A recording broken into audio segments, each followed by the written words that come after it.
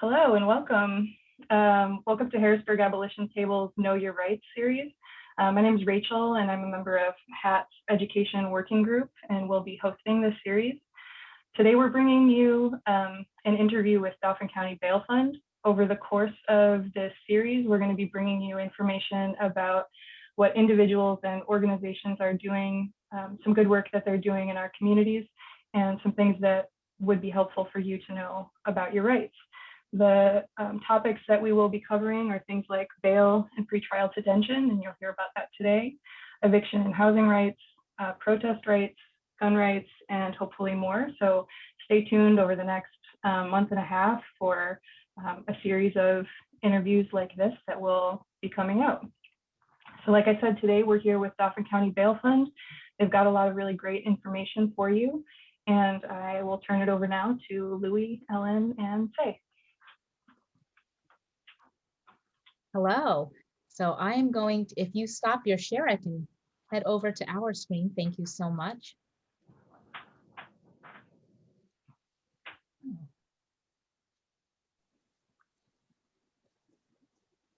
Okay, appreciate your patience. So we are from the Dauphin County Bail Fund. And the very first thing that we want to do is just introduce ourselves. And so if everybody can kind of go through and let us know why you are a part of the Bail Fund. Yeah, thanks, Ellen. Thanks, Rachel and Hat, for having us. I'm Louie, and I use he, him, and I'm the treasurer of the Dauphin County Bail Fund. And I got started with the Bail Fund kind of when the Stops Today Harrisburg was around at the very end of the organizing of the Stops Today, just as folks were starting to get together and say, like, what would a bail fund look like?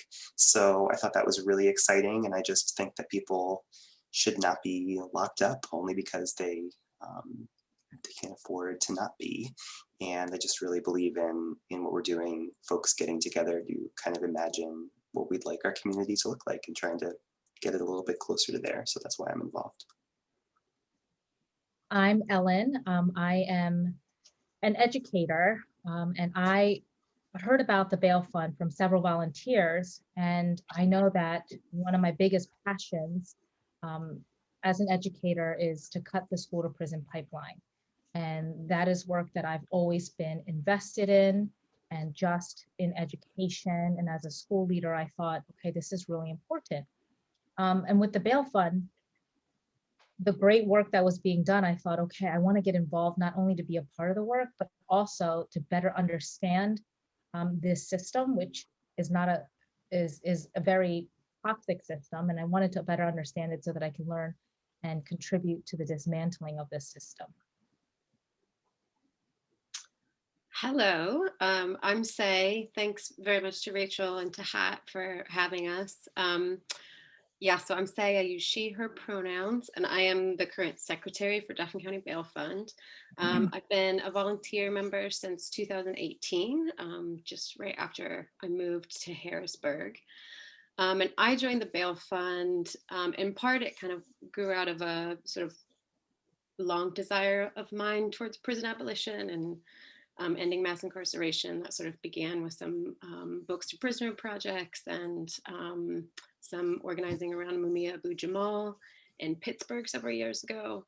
And I was really drawn to the idea of bail fund work because it seemed really concrete and a way to really help community members super quickly. Hopefully it wasn't actually as quick as it turned out to be, but a really concrete way to help community members and a really important way to start working towards ending mass incarceration. So the very first thing we want to do is just kind of explain the idea of cash bail and what is cash bail.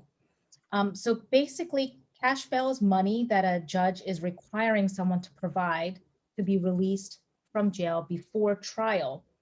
And in theory, the idea is, okay, let's incentivize that the individual will come back to court. It isn't supposed to be punitive, as it's supposed to be that you are innocent before proven guilty. And the reality is the practice of it is actually very inequitable because it exacerbates existing racial and economic inequalities. A lot of times, people who are in this situation find themselves to want to say that they're guilty because the choice is, do I return home to my loved ones or do I continue to stay in jail because I'm unable to pay? And the impact of cash bail is that right now about 60% of persons incarcerated are incarcerated and they haven't even been found guilty of a crime. They're just waiting trial. And these individuals, again, many of them could be innocent and are just incarcerated for that reason. Again, more inequities because most of these detained individuals are persons of color who don't even have the resources to pay bail. And during this time of incarceration, these potential innocent persons have their lives completely impacted in terms of their jobs, housing, trauma that occurs as there's sexual victimization at the hands of staff or others while incarcerated. And their parenting and family lives are greatly disrupted. And even coming out of that situation and trying to go back into the home, a lot of damage has already been done. Again, just to reiterate that this system is actually choosing people to choose, it's forcing people to choose between waiting in jail for a longer time, which during that entire time, you see all the ways that it is negatively and greatly impacting their lives, or pleading guilty. Even if they're not guilty, there's this idea that I will plead guilty in order to get out. So there is a very, very huge impact. So what does the impact of cash bail have on us and where we are in Dauphin County? So one thing to note from the start is that it's really, really hard to actually find out the numbers of people being held pre-trial and being held just because they can't pay cash bail, because those aren't numbers that the state actually tracks itself. So it's actually really difficult to find these numbers very often or to get the state to give them over to you in any kind of real-time situation. But having said that, there are some really good people and researchers on the ground who have been working really hard to get this data over time. So the numbers that we have come from the Vera Institute, and they aren't the most up to date. But the Vera Institute tries to track numbers of people held in various prisons and jails all over the country, and then of course put those numbers in conversation with state averages and US averages. So that's what this first chart here shows. So the solid line, that top line, is the number of people held pre-trial, or sorry, the number of people held in Dauphin County Prison per 100,000 residents aged 15 to 64. So you'll see obviously that that's much higher than the two lines below it, which are the larger dash is the Pennsylvania average, and then the smaller dashes is the US average. So one of the things that we can glean from this is that over time, but particularly ticking up in the late 70s and then rising really quickly in the 1990s, and then again in the early 2000s, we saw Dauphin County imprisoning more of our community members than the US or state averages. And so then the other thing that the wonderful folks at Vera have done is try to parse out from this information the number of people who are being held pre-trial. So people are held pre-trial for a number of different reasons. One of the biggest is that they can't afford to pay the bail against them. There are some other reasons why people are held pre-trial, even if they can put up bail. They might have something called a detainer on them, for instance. So this number doesn't tell us exactly how many people are being held at Dauphin County just because they can't pay bail, but it gives us a close approximation, right? So again, the sort of solid number there is Dauphin County, and the number of people per 100,000 residents in Dauphin County aged 15 to 64 who are being held pre-trial. You'll notice that there are a couple of really steep dips that sort of look like they're around 2013 and 14, and I don't know why the data is like that. Presumably they weren't allowed or weren't able to get the data for some reason or another. But the latest data that they have, right, for 2018 tells us that 551 per 100,000 community members were being held pre-trial. and that was an average, as we can see if we go back to the last comparative years that we have around 2015, that's an average that's twice the number of the US average. And that is, I don't know how to do this math really fast, but much, much higher than the Pennsylvania average as well.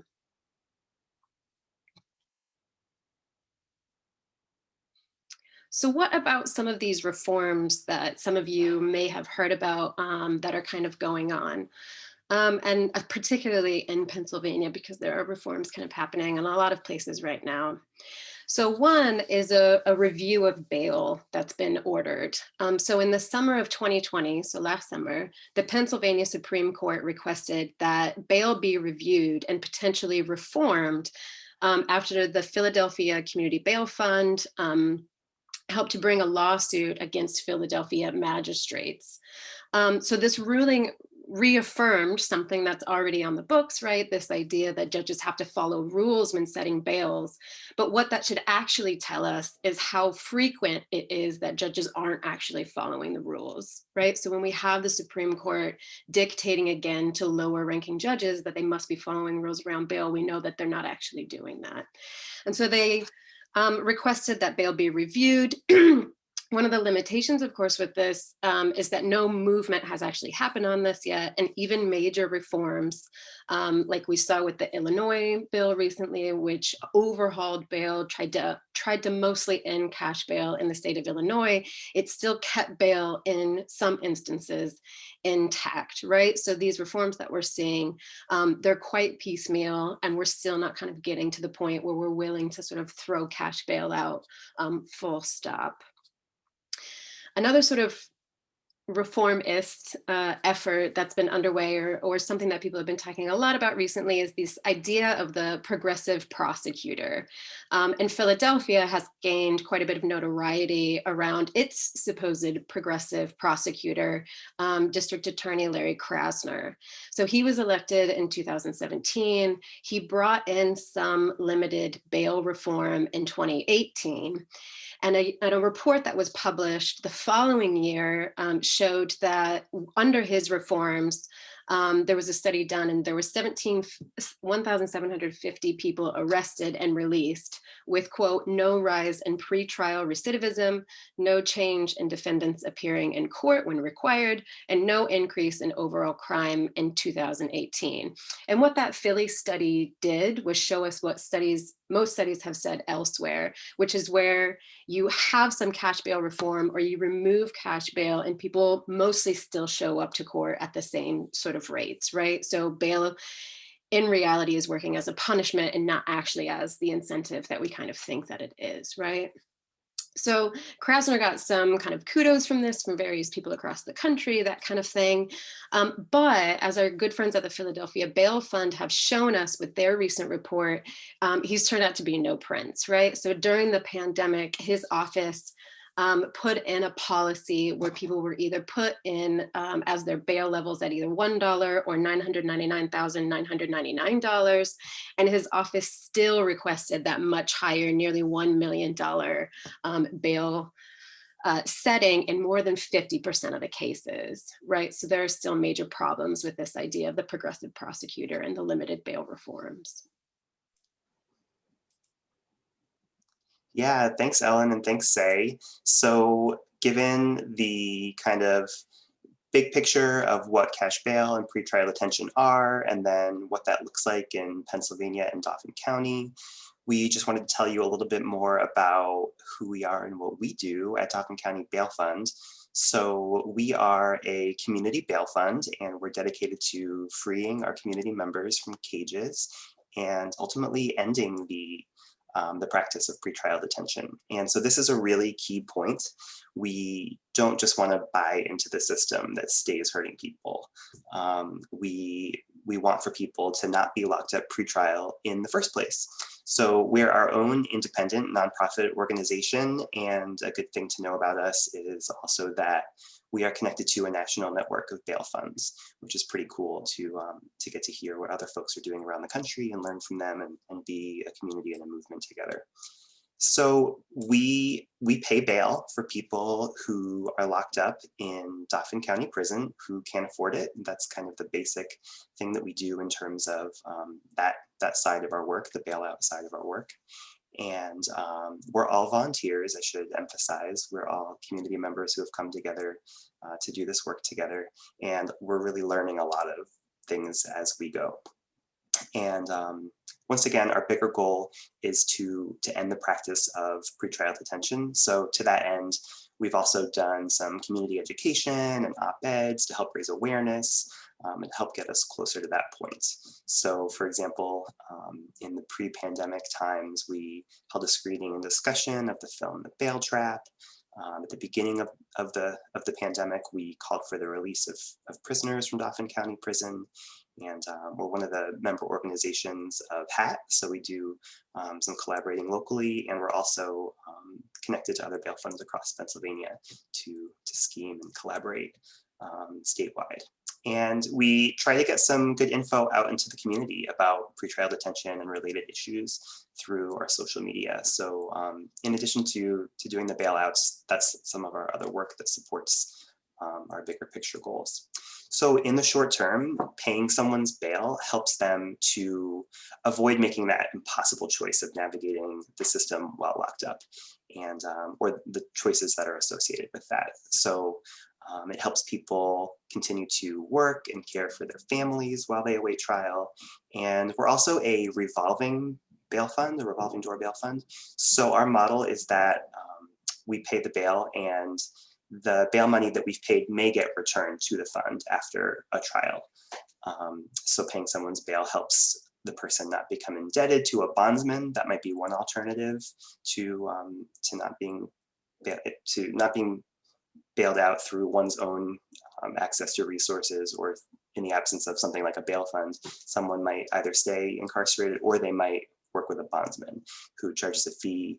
And so that's something else that would put someone in debt to another person, sort of like a cascading impact of this system. And so donations to the bail fund can actually help multiple people stay out of this harmful cycle if that money does indeed come back through.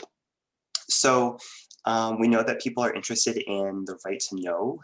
So we just wanted to emphasize that jails and prisons are institutions that are supported by public money. And so documentation that they produce are subject to public scrutiny. So, and as Say was getting at earlier, local and state officials don't collect key information on bail, or don't present key information on bail, including rates of pretrial detention, certain info on the race and ethnicity of people who are incarcerated in like a broad way, as opposed to like just individual case dockets. And local bail funds and other people have often had to track down and compile this information ourselves. And I think it was Say who earlier alluded to the Illinois Pretrial Fairness Act. So that was passed just a few months ago. And one of the things it did was mandate the creation of statewide data collection and a process, so that organizers no longer have to do that themselves. But you should definitely read more about that act. There's a lot more in there too. So then finally, I just want to talk you through kind of what it looks like on the ground, what our bail process is, just to emphasize kind of the pounding the pavement work that we do, and just to demystify some things that we find to be quite complicated, actually. So bail is assigned at the magisterial district court level, and we might find out about someone in need of bail support through kind of two key ways, one being our own search online through docket sheets, or if not that, then through somebody who's reaching out for help. So we have a request help button on our website, and so maybe a family member or a legal representative of the person who's detained might contact us. And so after that, we do a lot of information gathering. So we investigate if this is a bail we're able to pay. One of our volunteers will talk with the person or the representative to confirm that they are indeed in Dauphin County Prison, that the bail fund has up-to-date information, that the person wants to be bailed out. So that's an important part what we're doing at that stage too. If we've found information ourselves, especially, we want to confirm that the person wants to be bailed out, and we want to confirm their bail amount with the court. So we just want to make sure we have all the information and the updated information. And some barriers that might come up at this stage include if the person has a detainer, or if they have additional bail, an additional bail amount or other court fees that still need to be paid. So we're really sorting through a lot of information and doing the actual payment of the bail. That involves bringing a check to the MDJ office, the Magisterial District Justice Office, or maybe to the Dauphin County Courthouse downtown if the case is moved to the Court of Common Pleas. So we confirm the location, we confirm with the location the amount that needs to be paid and any relevant fees before getting a check. When we get to the office, we fill out some paperwork. So normally our volunteer is noted as the person who's paying the bail as opposed to the bail fund. Then the office will fax that paperwork over to the Dauphin County Prison, and then the person is released usually in a couple hours. And then throughout this time, we'll be in touch with the person's contact on the outside so they can be prepared to meet the person, give them a ride, all that. And we've also provided jail support, working with local volunteers who want to get involved in that way. And so those teams have brought snacks and other items to Dauphin County Prison to greet the person being bailed out. I really want to emphasize that we are not another level of supervision for the person while they're out on bail. That's a really important thing to know about us. So we can be available to support the person navigating the system, but they don't owe us anything. If they do show up to their court date, which someone might not for lots of different reasons, lots of the barriers that we've been discussing kind of throughout this short time. But assuming that the person goes, that money may come back to the bail fund to be used again on another bail. The person is also invited to volunteer with the bail fund if they would like to, but none of that has anything to do with whether or not we provide bail support.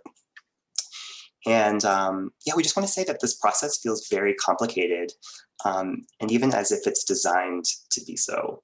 So there have been times when we have felt that the office staff have thought that we were very strange for going to their office to pay someone's bail. And we've had to negotiate with office staff when, for example, a judge won't be in the office to receive the bail payment. And so that's involved us being on the phone saying, wait, are you saying the person's leaving early today and will be out on medical leave next week? And that if that person isn't in, then getting someone out of detention isn't possible, even if we pay the amount of money that this person said would get this person free for now. So we've had to do a lot of just interrogating and working around those kinds of formal and informal barriers. So our observation is really just that the system is intentionally and unnecessarily complicated. We have a couple titles there on the screen for information that you could read about cash bail in PA. And then finally, our contact information. We have our website. You can give us a call, and you can also email us at info@dauphincountybailfund.org. I want to emphasize that at our website, we have that request help form. If you or someone you know needs to be referred to the bail fund for support paying bail.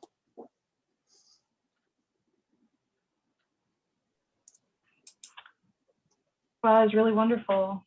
Thank you all so much for sharing more about the important work that you're doing, and just more about the bail process. And I agree, it is really convoluted. So thank you for explaining that to us. I wonder if I could ask a question about who locally has power to change the situation with cash bail.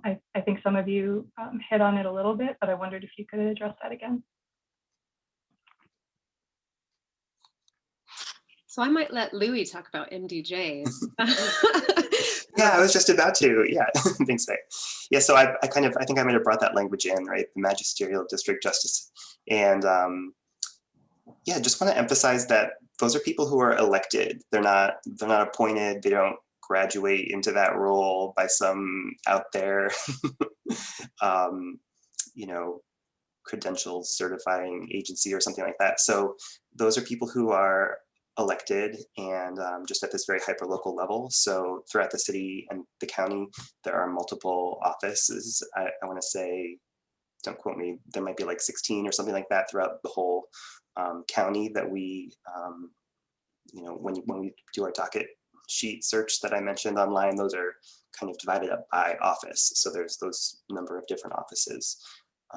So I think they are elected as 6-year terms maybe, but there are a number that are coming up this year. Primaries are in May, and one might engage on that level to find out who it is that wants to be occupying the seat and making these decisions and interacting with folks who may be assigned bail. Say, or Ellen, would you add anything to that? So I would say, I think the Illinois example also tells us that we have some power to sort of change what bail looks like and if it exists, or to what extent, right? So the power of I think the Illinois Act, I'm from the Midwest, I should not say the S of Illinois. But the power, I think, of that example, right, was that was a really well organized push for policy reform that brought together loads of grassroots groups and bail funds throughout the state, who lobbied and worked and canvassed for a long time. And so that was real kind of people power. And so one kind of symbolic gesture that people might think about right now is our push kind of collectively, a lot of people in Harrisburg trying to get a non-binding resolution passed by the city council in Harrisburg. That's a kind of anti-cash bail sort of initiative, and using that as a way to build momentum, but otherwise like using the power of our grassroots. Yeah, and just to wrap up and say, it really is about being educated on it. Even with me, when I came in as a volunteer, there's a lot that I didn't know and that I have to learn. And I think the power of knowledge and the power of being educated just on what is cash bail and its impact, I think then will allow everyone to be able to make a change in their own way. And I mean, local voting for local officials and government is really important. And so making sure that everyone is aware of how important this is. Yeah, absolutely. And so and a couple of you just mentioned that we have elections coming up, and there are some relevant things that are essentially on the ballot.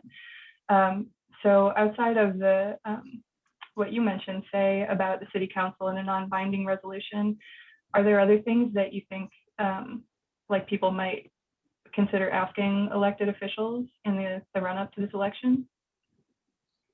I ask every elected official who comes to my door how they feel about ending cash bail and what they're going to do about it. And so I highly recommend that very bold approach. And I make it the first thing that I ask, or the first thing that I talk about.